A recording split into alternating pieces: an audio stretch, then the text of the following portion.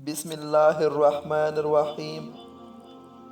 حضرت مفتی محمد شفیع صاحب رحمۃ اللہ علیہ کے ہاں ایک تاجر آیا کرتے تھے، اور جب بھی آتے تو سال بھر کی تجارت کا خسارہ حضرت کو سناتے تھے کہ حضرت اس سال 20 کروڑ کا خسارہ ہو گیا، اس سال 10 کروڑ کا خسارہ ہو گیا، اور اس سال 5 کروڑ کا خسارہ ہو گیا۔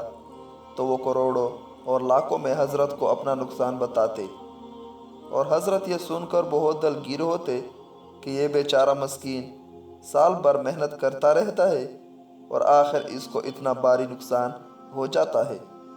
آخر ایک دن حضرت نے اس تاجر سے پوچھا کہ بھائی، تم ایسا کون سا کاروبار کرتے ہو کہ اس میں نفع کا کوئی خانہ ہی نہیں؟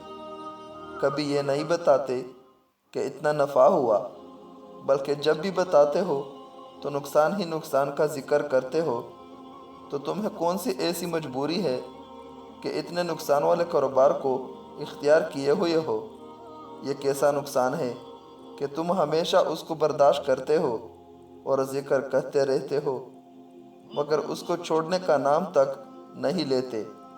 بھائی، اگر اتنا بڑا نقصان تمہیں مستقل برداشت کرنا پڑ رہا ہے تو اس کاروبار کو چھوڑ کر کوئی ایسا کاروبار کرو جس میں نفع بھی ہو۔ ہمیشہ خسارہ دینے والے کاروبار کو چھوڑو۔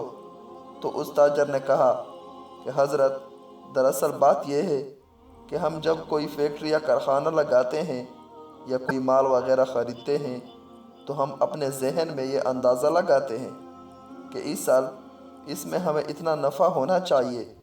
مثلا ہم یہ اندازہ لگاتے ہیں کہ اس سال اس میں ہمیں 10 کروڑ کا فائدہ ہونا چاہیے، اور پھر اس میں اگر 5 کروڑ نفع ہو تو ہم لوگوں کو یہ بتاتے ہیں کہ اس میں 5 کروڑ کا نقصان ہوا ہے۔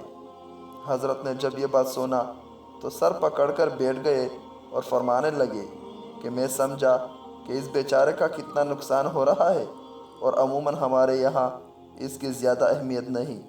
حالانکہ آخرت کے اعتبار سے ہمیں اس کی طرف زیادہ توجہ دینی چاہیے کہ جن جن اوقات اور لمحات میں ہم حسن نیت کے ذریعے سے آخرت میں ثواب عظیم حاصل کر سکتے ہیں۔